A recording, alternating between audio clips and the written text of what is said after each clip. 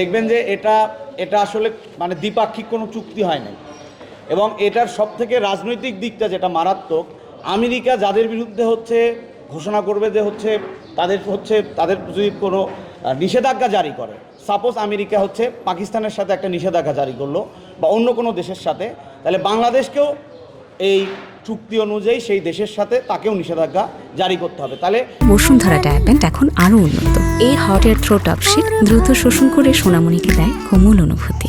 আমাদের মানে এটা এত নতজানু একটা চুক্তি, সেটার মধ্য দিয়ে কিন্তু আমাদের সার্বভৌম একটা দেশ হিসাবে যে বার্গেনিং করার কথা ছিল, আমেরিকান পণ্যগুলো শুল্কমুক্তভাবে ঢুকবে, কিন্তু আমাদের দেশের পণ্যগুলোতে কিন্তু 34% পর্যন্ত আমেরিকার বাজারে যেতে গেলে শুল্ক দিতে হবে।